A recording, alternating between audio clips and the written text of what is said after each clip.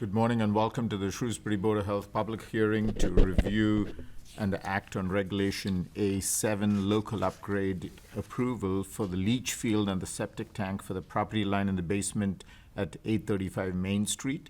We appreciate you taking the time to be here. At this time, I'd like to invite Mr. Andy Truman, Town Engineer for Engineering and Conservation and the Division Manager, to the table to provide a summary of this agenda item. Mr. Truman. Thank you, Mr. Chairman. For the record, Andy Truman, Town Engineer. This is a septic repair upgrade for 835 Main Street. The Recreation Department is planning to move down there. They're in current renovations. They found out a few months ago that it wasn't tied into sewer. They did find the cesspool. It's an old cesspool, did not pass. Surprise, surprise. So we put in a new septic system. We try to maximize. The building occupancy is 100, but we can't get a septic for 100. I think we got 70 people is designed for it. So we maxed it out as best we can, but that did mean we pushed some of the outer limits and some of the setbacks to the property line. So we are seeking variances both to the property line and to the basement, both for the septic tank and the leach field. I think the closest septic tank is 5 feet and the 8 feet, and the closest we are to the property line is 5 feet. Most of the setbacks are to the town right of way, but there is a setback to the abutters at 8 School Street. So I'm happy to answer any questions, and that is a fully compliant system other than the setback requirements. Okay. Is there anyone who wishes to speak on the subject or has questions for Mr. Truman? Members of the board, any questions for Mr. Truman? No questions. I have no questions. Okay. Hearing none, we will adjourn the public hearing and we'll take a motion to adjourn the public hearing. Ms. Rosacci? I make a motion. All right. Ms. Walker? I'll second that motion. All right. All in favor? Ms. Rosacci? Aye. Ms. Walker? Aye. Abraham votes aye. The public hearing is adjourned. We'll now take a motion to approve or disapprove the request by the town.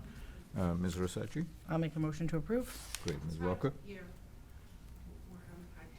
Can you turn up your microphones? It's really hard to hear. Okay. I don't control that, unfortunately, so I apologize for that. We'll speak a little louder. Okay, thank you. Thank you. All right. Ms. Walker, do you want a second? Second that motion. All right. Ms. Rosacci, voting. Aye. Ms. Walker? Aye. Abraham votes aye. The motion is unanimously approved. Thank you, Mr. Thank you very much. All right. Have a good day, Andy. Thank you, Tom. All right. With the closure of the public hearing, we will now open the Board of Health meeting for the town of Shrewsbury. Today's July 23rd. This is 8:03 a.m. and minutes of the last meeting were circulated. If there are no amendments, I'll entertain a motion to accept them as written. Motion to accept. Ms. Rosacci, Ms. Walker? I'll second that motion. Great. In favor, Ms. Rosacci? Aye. Ms. Walker? Votes aye. Abraham votes aye. The minutes are unanimously approved.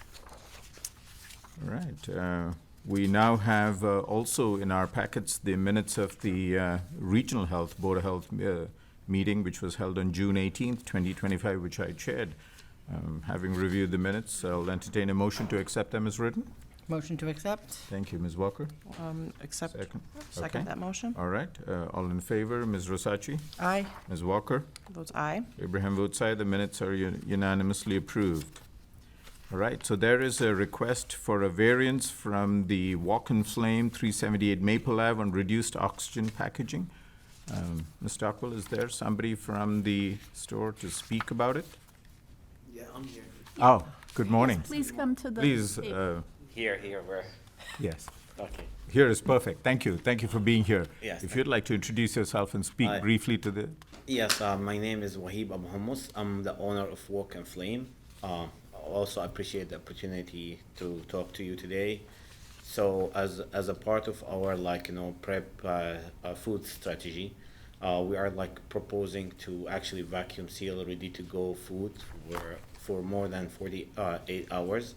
So we will take all the proper regulation where we're gonna label everything, we're gonna track the temperature, and we're gonna log all that in our system. So first in, first out, and we'll do that. And we wanna make sure to do that because we wanna improve freshness, quality, and also this can reduce food contaminations when you store it properly.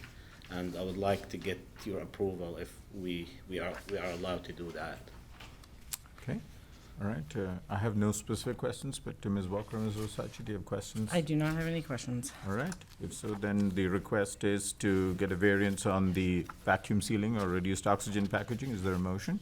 I'll make a motion. All right, Ms. Walker second. Second that motion. Seconded, all right, Ms. Rosachi votes. I vote aye. Ms. Walker? Votes aye. Abraham votes aye. We'll grant the variance. It's unanimously approved. Thank you for being here this morning. Thank you so much. You're back. Wahib, I will send you a follow-up from the Board of Health with a letter to formally show that they approved the variance from the food code for your Okay. records. Okay? Thank you, I appreciate it. Of course. Have a good Thank you day. for coming. Thank you. Thank you. I'd like to invite Ms. Naomi Halpern, who had made a request to be heard. Is Ms. Halpern here? Good morning. Good morning. Please make yourself comfortable at the table.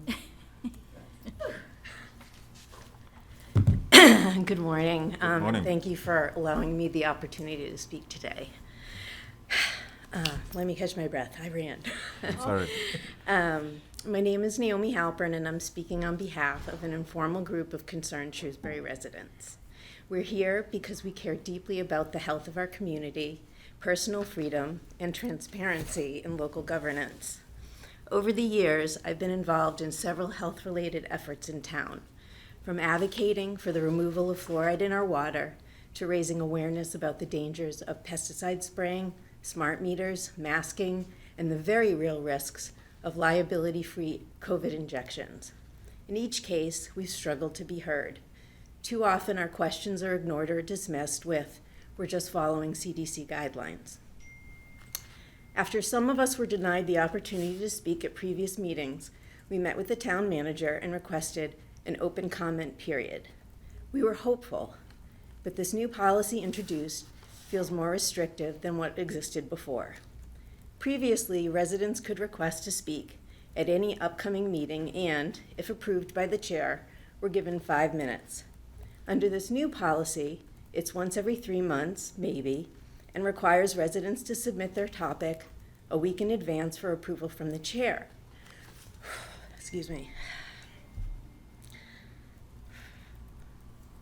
This does not encourage public input, it discourages it. At its core, the policy assumes that the public can't be trusted to speak respectfully or responsibly, and that's disappointing, especially when so many are still suffering the consequences of harsh public health policies from the COVID era. The fallout from those coercive measures were devastating. Small businesses destroyed, children masked for years, schools shut down. Isolation policies that harm seniors, children, and everyone's mental health. The very real and not rare injuries and deaths from the liability-free pharmaceutical injections, and those who did not comply with these injections lost their jobs, careers, pensions, and access to education. My own family was personally harmed by these ineffective, totalitarian public health policies, and I know I'm not alone, by far. Many of us simply want acknowledgement of the damage done and our concerns taken seriously and addressed. Yet when we've reached out, we're told, the board is not interested in discussing this further, or this isn't the place for that. Maybe you should write an op-ed for the local paper. The board's mission statement says your goal is to promote general health of the community, the wellness of the individual, and to inspire conditions by which people can remain healthy. But the board's actions, albeit unintentional, did the opposite by enforcing one-size-fits-all policies that did more harm than good and dismissing opposing viewpoints. We now know that none of the COVID-era policies improved public health. Quite the opposite. Shouldn't the board discuss these failed policies to plan better for the future? I want to note that item 5 on today's agenda is titled, Review and Discuss Board of Health Public Comment Policy requested by Naomi Halpern. I genuinely appreciate that it was added, but I also want to be honest. From past experience, we know there'll be no discussion. This is just a one-sided process with no feedback, no response, no dialogue, and no willingness to engage with the public. Public comment should not be a box to check. I sincerely hope today proves different. In that spirit, I'd like to present a simple, respectful proposal for more open and consistent public comment policy, which I have here, and I'll give you a copy. This model reflects a reasonable balance between respectful public input and orderly meetings. It includes a 15-minute open comment period at the start of monthly Board of Health meetings for up to 3 speakers at 5 minutes each. It also doesn't obligate the board to respond to comments during that period. However, it does obligate the board to address citizen concerns in a timely, meaningful way via email, in future meetings, or through other channels. In the past, the chair has stated that the board is too busy or doesn't have time for a regular open comment period.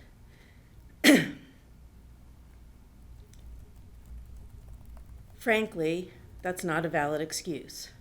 If the Shrewsbury Board of Health can't find 15 minutes in their monthly meetings, which notably have averaged just 28 minutes over the past 5 years, to hear from the very people they represent, then perhaps they shouldn't be serving on a public board. I am aware of other qualified residents who have applied to serve that would be more responsive to the community. If this board cannot engage with residents it serves, then we have to ask whether or not it's fulfilling its public mission. We are the public and public health. Our voices matter, and we're asking not just to be heard, but to have our concerns acknowledged and discussed through meaningful dialogue, and our input reflected in the policies that affect our lives. Today, we're not just offering a proposal, we're asking for a clear response by your next meeting and a real commitment to implement a public comment policy that reflects transparency, trust, and meaningful engagement with the public. Thank you very much. Thank you. Thank you. Thank you.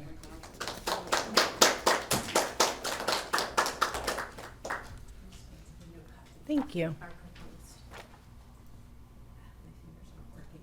That's all right. Thank you. Thank you so much. Thank you for your Of course. Thank you very much. I appreciate it.